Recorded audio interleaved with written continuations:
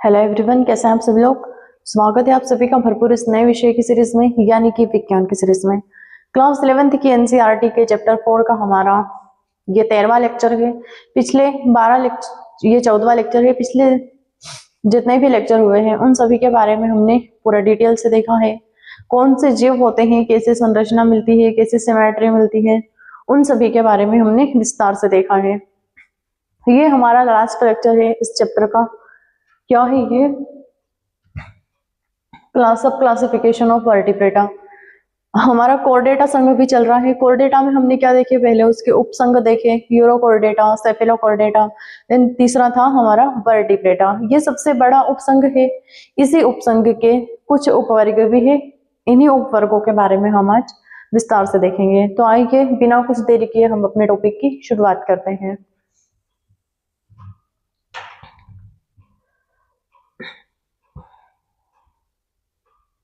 तो ये है हमारा सब क्लासिफिकेशन ऑफ वर्टिब्रेटा, यानी कि वर्टिब्रेटा के भी उपवर्ग। ठीक है, तो सबसे पहला है हमारा वर्ग पीसेस, यानी कि मछलियां। यहां दोनों यानी कि कॉन्ड्रीथिसिस और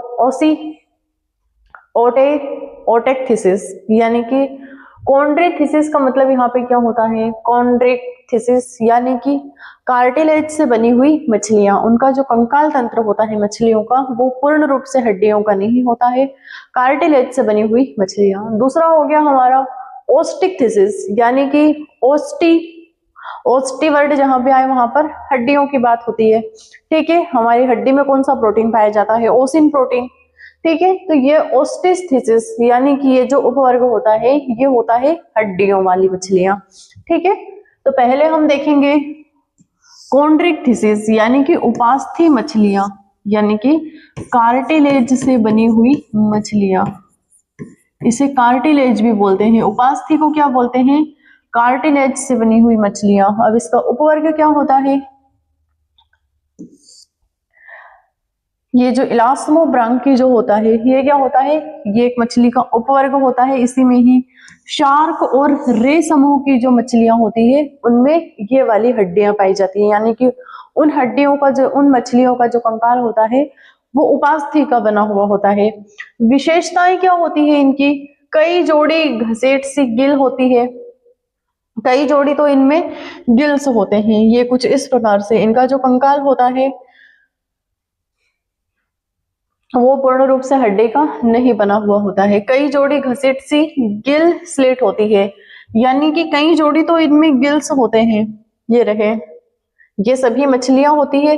कई जोड़ी तो इनमें गिल्स होते हैं जिनकी वजह से ये श्वास लेते हैं। ये छोटे छोटे छिद्र होते हैं ये, ठीक है, जिन्हें हम क्या बोलते हैं, गिल स्लेट बोलते हैं। कठोर प्लेकोइड शल्क होती है। इनकी जो ऊपर की जो परत होती है वो अत्यधिक कठोर भी होती है।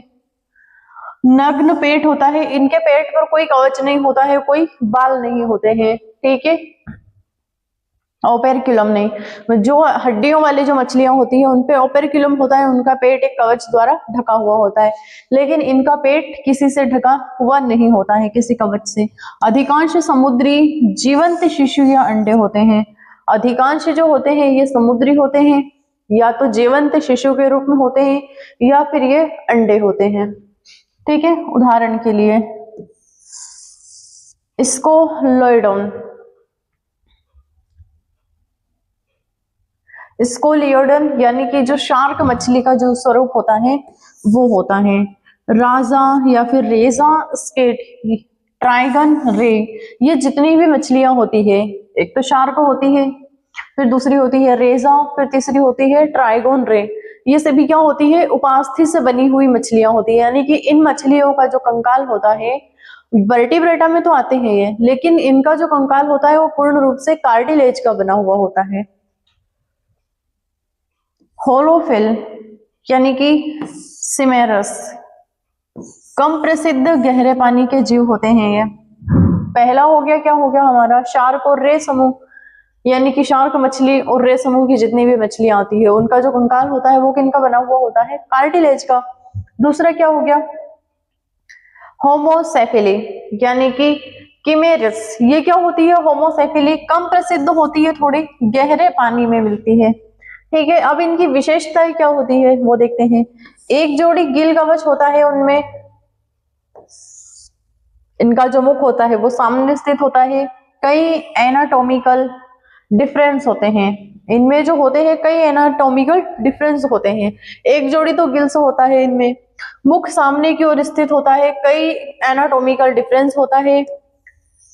सिमेरस, इनका नाम क्या होता है, उदाहरण के लिए सिमेरिया, ये वाली मछलियां होती है उसमें। अब देखते हैं अस्थि मछलियां, ये क्या होती है अस्थि मछलियां, यानी कि ओस्टिकथिसिस, यानी कि हड्डियों वाली मछलियां।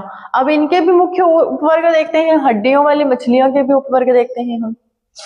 पहला हो गया एक्टिनो टेराइगी। ये एक्टिनोटेराइगी क्या होती है, रे फिंड फिशेस होती है, यानी कि रे फिंड। अधिकांश आधुनिक मछलियां हड्डियों वाली जो मछलियां होती है उनमें कौन सा है, पहला एक्टिनो टायरेगी। ये क्या होती है एक्टिनोटायरेगी, यानी कि रे फिश, एक किरण जैसी मछली होती है, अधिकांश आधुनिक मछलियां होती है। विशेषताएं क्या होती है, पंख रेज, यानी कि फिन रे होते हैं, पंख के जैसी किरणें निकलती है। रे का मतलब क्या होता है, विकिरण, ठीक है, जैसे कि गामा रे, एक्स रे, ये जो रे होती है यहाँ पर रे का मतलब क्या होता है, किरण होता है, विकिरण होता है, ठीक है। विविधता बहुत अधिक मिलती है इनमें, हड्डियों वाली जो मछलियां होती है, कौन में, एक्टिनोपेरिजी। एक्टिनोपेरिजी वाली जितनी भी हड्डियां होती है उनमें क्या होता है, विविधता अधिक मिलती है। पंख रेज, मतलब उनके जो पंख होते हैं वो एक विकिरण के समान दिखाई देते हैं। विविधता तो अधिक होती है, फ्रेश वाटर में मिलती है, ताजे पानी और समुद्री जल दोनों में मिलने वाली ये मछलियां होती है। कौन कौन सी, रोहू मछली हो गई, कोटला हो गई, सैल्मोन और ट्यूनल, ये इतनी जो मछलियां होती है, एक तो हो गई रोहू, एक हो गई केटला, दूसरी हो गई सैल्मोन और ट्यूनल। ये जितनी भी मछलियां होती है कहाँ पर मिलती है, समुद्री जल में मिलती है, खारे यानी कि समुद्री जल और फ्रेश वाटर, यानी कि स्वच्छ पानी की जितनी भी झीलें होती है उनमें मिल जाती है, ठीक है। कौन सा वर्ग है इनका, एक्टिनोपेरेजी। एक्टिनोपेरेजी जो वर्ग होता है उसमें ये मछलियां होती है, कौन सी, रोहू, कैटला, सैल्मन और ट्यूना। इनकी विशेषताएं क्या होती है, पंख रे होते हैं, यानी कि इनके जो पंख होते हैं उनमें क्या होती है, फाइन रे, यानी कि एक किरण जैसी, विकिरण जैसी संरचना इसमें दिखाई देती है। सेरकोप्टेरजी या फिर सेरकोपेरजी, इसमें क्या होती है, लोब फिंड फिशेस होती है, यानी कि लोब फिंड ऐतिहासिक और विकासात्मक रूप से महत्वपूर्ण होती है। इनमें लोब होते हैं, ठीक है, जैसे हमारे ब्रेन में होते हैं फ्रंटल लोब, पेराइटल लोब, ठीक है, वैसे ही इनमें भी होते हैं। विशेषताएं क्या होती है, पारंपरिक तो मोटे मांसपेशी पैरों जैसे फिन। इसमें से कुछ समूह ने स्थलीय उभयचर बनाना शुरू किया।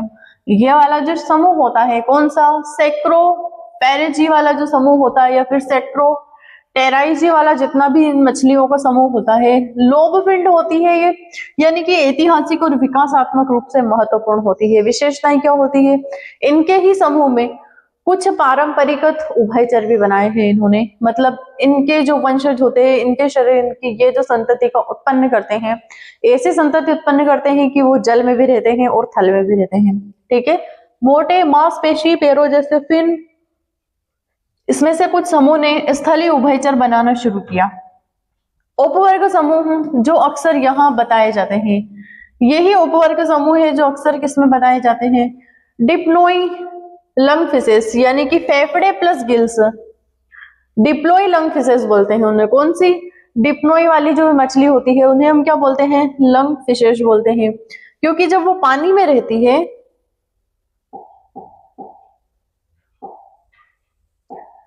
ये वाली मछली जब पानी में रहती है तो गिल्स से श्वास लेती है, जब जमीन पर आती है तो फेफड़ों से श्वास लेती है। पानी की सूख के समय भूमि जीवों के समान अनुकूलन उदाहरण में रह जाती है। कौन सी, प्रोटोप्टेरस, ये वाली जो मछली होती है क्या करती है, जब जीवों के समान अनुकूलन में हो जाती है, जब जीवों के समान अनुकूलन हो जाता है इनका, जब सूखा पड़ जाता है तो ये अपने शरीर को वातावरण के अनुसार अनुकूलित कर लेती है, यानी कि जब जल था तब इन्होंने जल में अपना जीवन यापन किया, जल में ही श्वास ग्रहण किया, लेकिन जब जल खत्म हो गया, जब सूखा पड़ गया, तो ये जमीन पर आ गए, जमीन पर भी अपना जीवन यापन करने लगे। ठीक है, ये हो क्या रहा है आज। फिर दूसरा है कोइलोसेंथीमे सेंथीमोर्फा, यानी कि क्रोजोप्टेरिजी। ये क्या होती है? सिलोमसेंथस गहरे समुद्री जीवाश्मों में मिलती है। जीवाश्मों में भी प्रसिद्ध एक जीवित उदाहरण है हमारा किसका? लेटिमेरिया। ये गहरे समुद्र में मिलती है, गुहा वाली मछली होती है। ठीक है, फिर है हमारा एम्फीबियन यानी कि उभयचर। उभयचर भी वर्टिब्रेटा में आते हैं। पहला तो हो गया हमारी कार्टिलेज वाली मछलियां, यानी कि उपास्थि वाली मछलियां, जिनका जो कंकाल होता है वो उपास्थि का बना हुआ होता है। दूसरी हो गई हमारी हड्डियों वाली मछलियां, अस्थि मछलियां। अब तीसरा हो गया हमारा उभयचर। एम्फीबियन के मुख्य उपवर्ग एनसीईआरटी में 3 बताए गए हैं। जो एनसीईआरटी की हमारी जो बुक है उसमें 3 उपवर्ग बताए गए। एम्फीबियन के भी मुख्य उपवर्ग कौन कौन से होते हैं? एपोडा, यानी कि जिसे हम क्या बोलते हैं? गायनोफियोना भी बोलते हैं, कोई गायनोफियोना भी बोलते हैं। ठीक है, फिर कैकलिन्स, यानी कि बिना टांगों वाले भूमिगत या जलाशय निवासी। ये रहे, ये वाला कैकलिन्स में आता है। ये जो जीव होता है ये भूमि पर भी रहता है और जल में भी रहता है। ये किस में आता है? अपोडा, यानी कि ऑर्थ्रोपोडा। पोडा का मतलब क्या होता है? यहाँ पर पैर से होता है, यहाँ पर ए लिख दिया मतलब नहीं है। ठीक है, एपोडा यानी कि बिना टांगों वाले भूमिगत और जलाशय निवासी। उभयचर उन्हें बोलते हैं जो जल में भी रहते हैं, थल में भी रहते हैं। विशेषताएं क्या होती है? लंबा सर्प सदृश शरीर, यानी कि सांप के जैसा इनका शरीर दिखता है लेकिन सांप होता नहीं है। आंखें कम विकसित होती है इनकी। त्वचा पर स्टोमेटल फोल्ड्स होते हैं, यानी कि खंडित जो कीड़े होते हैं वैसे इनमें इनकी त्वचा पर फोल्ड होते हैं जो इन्हें आगे चलने में सहायता करते हैं, रेंगने में। उदाहरण के लिए लिचियोथोफिस, यानी कि इंडियन सैलियन या फिर कैकलियन। जो इंडियन कैकलियन होती है उसका वैज्ञानिक नाम क्या होता है? इक्थियोफिस। ठीक है, ये रही जो जल में मिलने वाली होती है। यूरोड्रेला पूंछ वाले उभयचर। यूरोडेला पूंछ वाले उभयचर, हमने यूरोकोर्डेटा देखा था, जन्मजात पूंछ होती है, सिर से लेकर पैर तक उनमें नोटोकॉर्ड उपस्थित होती है, पूरे जीवन भर उपस्थित होती है। ठीक है, पूंछ वाले उभयचर होते हैं जो जल में भी मिलते हैं और थल में भी मिलते हैं। दोनों अवस्था में पूंछ बनी रहती है। इनकी विशेषताएं क्या होती है? दोनों अवस्था में पूंछ बनी होती है। कई जल स्थल मिश्रित जीवन चक्र इनका चलता रहता है। कई दिनों तक इनमें जल और थल दोनों का मिश्रित जीवन चक्र इनमें चलता रहता है। उदाहरण सैलामेंडर। सैलामेंडर जो जीव होता है, ये रहा सैलामेंडर। ये उभयचर प्राणी है जो जल में भी मिलता है, थल में भी मिलता है और दोनों अवस्था में इनकी पूंछ बनी हुई होती है। फिर आगे हमारा एनूरा। ये क्या होता है? सेलिमेंटिया, यानी कि फ्रॉग एंड टैड्स। इनकी विशेषताएं क्या होती है? पूंछ नहीं होती है, कूदने के लिए विकसित पृष्ठीय पैर होते हैं। ये उभयचर आ गया हमारा मेंढक। पूंछ नहीं होती है, कूदने के लिए विकसित और पृष्ठीय पैर होते हैं, ये पैर से ही कूदता है। उछलने योग्य शरीर होता है। टेडपोल इनका लार्वा होता है, राना और ब्यूफो। ठीक है, उदाहरण के लिए कौन हो गई? राना और ब्यूफो। ये हो गया हमारा ब्यूफो और ये हो गया हमारा राना पैरिसेडा। ये फ्रॉग है, ये हो गया हमारा टेया। दोनों मेंढक जैसे दिखते हैं लेकिन रियल में वो वाला मेंढक है। ठीक है, तो इनमें पूंछ नहीं होती है, कूदने के लिए इनके पृष्ठीय पैर होते हैं, शरीर इनका उछलने योग्य बना दिया गया है। टेडपोल इन दोनों का लार्वा होता है, राना और ब्यूफो का। फिर आगे हमारे रेप्टाइल सरीसृप। ये क्या होते हैं? रेप्टाइला, यानी कि इसके भी उपवर्ग एनसीईआरटी के प्रमुख रूप से बताए गए हैं, उपवर्ग आदेश रूप में भी पढ़े जाते हैं। ठीक है, ये एनसीईआरटी में दिए गए, एनसीईआरटी के अनुसार इतने वर्ग इनमें दिए गए हैं। उपवर्ग में भी रेप्टाइला में मुख्य उपवर्ग आदेश, ऑर्डर क्या है? टेस्टियो, यानी कि टेस्ट्यूडिनस, सेलोनिया, टर्टल, टोर्ट्रिस यानी कि कवच, शेल वाला शरीर। इसका एक नाम कुछ भी याद रख लो, टर्टल, टॉल ट्रीज नाम याद रख लो, ठीक है। आतेश में यानी कि कवच शेल वाला इनमें शरीर मिलता है। विशेषताएं क्या होती है? शरीर दो भागों में विभक्त होता है। कवच क्या होता है इनका? सेरपेस प्लेस्ट्रॉन, दांत नहीं पर चीरा मीठा रचना होता है, ठीक है। यानी कि इनमें कोई दांत नहीं होते हैं, लेकिन एक दांत जैसे स्ट्रक्चर मिलती है, इनमें जबड़ा भी होता है, ठीक है। उदाहरण के लिए कछुआ और कछुआ, टेरिट्रेस, टर्टल, ये इसके कुछ उदाहरण हो गए हैं।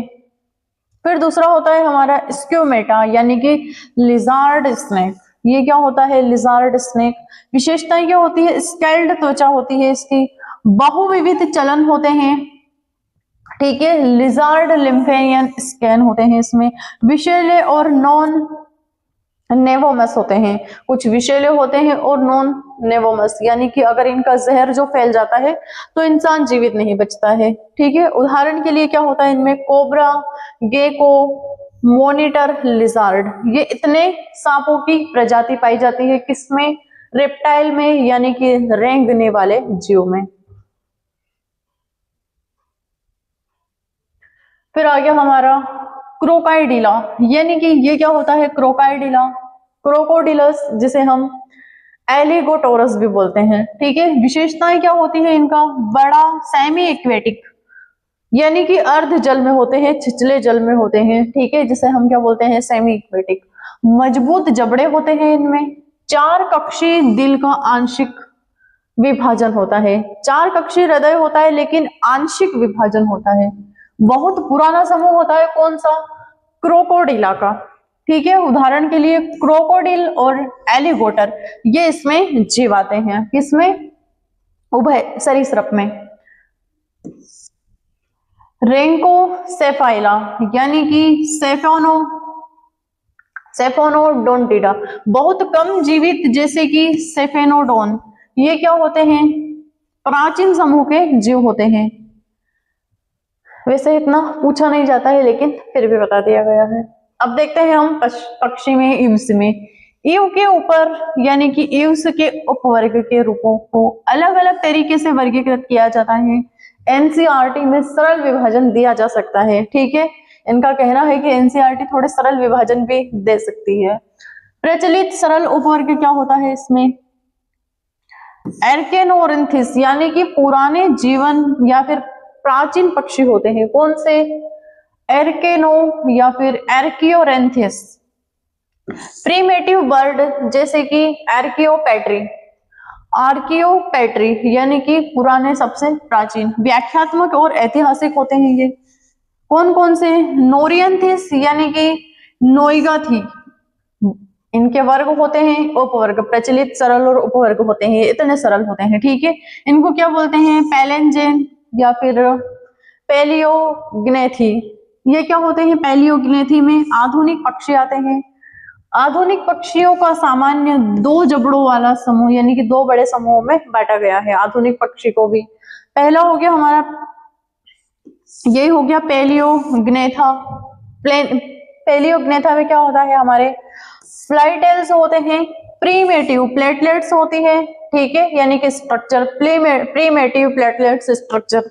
उदाहरण के लिए कौन से आते हैं इसमें? ऑस्ट्रिक और इमू आते हैं।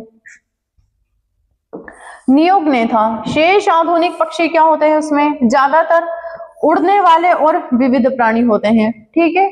विशेषताएं क्या होती है उपवर्गों के अनुसार? इनमें पंख होते हैं, पंख रचना होती है, हल्की हड्डियां होती है पक्षियों में, चार कक्षी, इनमें हृदय होता है। ये सभी समूहों में सामान्य विभाजन पंख संरचनात्मक, व्यवहारिक व फंक्शन पर आधारित होते हैं, ठीक है। तो ये कुछ इस प्रकार से पक्षी भी दिए गए। अब देखते हैं हम मेमलिया यानी कि स्तनधारी, जो हमारे लिए सबसे इंपॉर्टेंट होते हैं। मुख्य उपवर्ग प्रोटोथेरिया यानी कि मोनोट्रेमेटा, ये क्या होती है? मोनोट्रेम, अंडे देने वाले स्तनधारी। इनके 3-3, 4-4 नाम होते हैं, ये नाम याद रख लेना। प्रोटोथेरिया यानी कि अंडे देने वाले स्तनधारी हो गए। विशेषताएं क्या होती है? ये अंडे देते हैं पर स्तन ग्रंथियां होती है। अंडे देते हैं लेकिन स्तन ग्रंथियां इनमें होती है। नो निपल यानी कि मिल्क स्किन सिक्रेटेड, यानी कि ये दूध पिलाने योग्य नहीं होते हैं, ठीक है। इनमें स्तन ग्रंथियां तो मिलती हैं, लेकिन ये इनकी जो मदर होती है वो अपनी संतान को दूध दूध का स्त्रावण करने में असक्षम होती है, सक्षम नहीं होती है। उदाहरण के लिए कौन सी आती है इसमें, ओरिग्नियोथिसस यानी कि एक्निडा, ठीक है। मेटाथेरिया ये क्या होती है, मेर्सियस थैलीधारी स्तनधारी होते हैं ये, ठीक है, पाउच स्तनधारी। विशेषताएं क्या होती है, जन्म के बाद भ्रूण बहुत अल्प विकसित होता है और मां की थैली में ही विकसित हो जाता है, ठीक है। जन्म के बाद जो भ्रूण होता है वो बहुत अल्प विकसित होता है और मां की थैली में ही विकसित हो जाता है। उदाहरण के लिए कंगारू और ओप्सम, जो कंगारू होता है वो अपने गर्भ में उस बच्चे को वापस से रख लेता है। यूथोनेरिया ये क्या होता है, पूर्ण विकसित भ्रूण प्लेसेंटा के माध्यम से पोषण पाता है। इसमें क्या होता है, यूथेरिया में अधिकांश आधुनिक स्तनधारी, उसमें क्या होता है, उस अधिकांश आधुनिक स्तनधारी में मानव भी आ गए। वो किस श्रेणी में आते हैं, स्तनधारी में भी यूथेरिया। यूथेरिया में कौन कौन से आते हैं, पूर्ण विकसित भ्रूण होता है, प्लेसेंटा के माध्यम से उसमें पोषण प्राप्त होता है, ठीक है। विशेषताएं क्या होती है, लंबे गर्भावधि काल होता है उसमें, उनका जो गर्भकाल होता है वो अत्यंत लंबा होता है। जटिल होता है, प्लेसेंटा के माध्यम से उनमें जटिल प्लेसेंटा होता है, उसी के माध्यम से उसमें पोषण प्राप्त होता है। विविपेरस, ठीक है। और उदाहरण के लिए क्या होता है, ह्यूमन हो गए, काऊ हो गई यानी कि मनुष्य, गाय, कुत्ते और व्हेल। व्हेल मछली जो होती है वो भी एक स्तनधारी प्राणी आती है। ये सभी जितने भी जीव दिख रहे हैं ये सभी मैमल्स में आते हैं। एंगथा यानी कि जबड़े वाले स्तनधारी, एंगथा कल भी हमने देखा था, यानी कि साइकोस्टोमा के भीतर कुछ समूह परिभाषित पर एनसीईआरटी में उन्हें विस्तार से उपवर्ग में नहीं बांटा जाता है। ये जो कंटेंट है ये एनसीईआरटी के अलावा कुछ अदर बुक का भी है। मुख्य ध्यान यहाँ पर जबकि उन विशेषताओं पर रहता है, ठीक है। एनसीईआरटी ने विशेषताएं नहीं दी गई है। अंत में स्मरण करने योग्य क्या बातें होती है कि पिसेस यानी कि ओस्टिकथिसिस यानी कि जो जबड़े रहित होते हैं, कार्टिलेज वाली जो मछलियां होती है उनके बारे में बताया गया है। एम्फीबियन के 3 उपवर्ग हो गए। रेप्टाइला के प्रमुख आदेश यानी कि टेस्ट्यूडेन, स्क्वेमेटा या फिर कोरकोडिला इत्यादि, ये सब किसमें हो गए, जबड़े रहित जीवों में, ठीक है। तो ये रहा हमारा पूरा एनिमल किंगडम, जिसमें हमने क्या क्या देखा है पूरे एनिमल किंगडम में। सबसे पहले तो हमने इसका परिचय देखा था, फिर इसके वर्गीकरण की आवश्यकता देखी थी कि वर्गीकरण की आवश्यकता क्यों हो गई थी उसमें। वर्गीकरण के बाद हमने देखा था वर्गीकरण का आधार देखा था, वर्गीकरण का कारण देखा था, उसके बाद हमने पोरीफेरा देखा था। पोरीफेरा के बाद ये सभी जीव हमने देखे थे। पोरीफेरा से लेकर इकाइनोडर्मिटा तक जितने भी जीव थे हमारे वो क्या थे, बिना वर्टिब्रेट यानी कि नॉन वर्टिब्रेट थे, उनमें कोई वर्टिब्रेट नहीं है। हेमिकोर्डेटा कहा गया लेकिन उनमें भी कोई वर्टिब्रेट नहीं थे, उनमें भी कोई नोटोकॉर्ड नहीं मिली थी, ठीक है। तो आज के लिए इतना ही। क्लास को देखते रहिएगा, पढ़ते रहिएगा। बाय, गुड डे, धन्यवाद। देन कल से हम अपना लेक्चर चैप्टर 5 स्टार्ट करने वाले हैं, यानी कि पुष्पी पादपों की आकार की, ठीक है। तो क्लास को देखते रहिएगा, पढ़ते रहिएगा। बाय, गुड डे, धन्यवाद।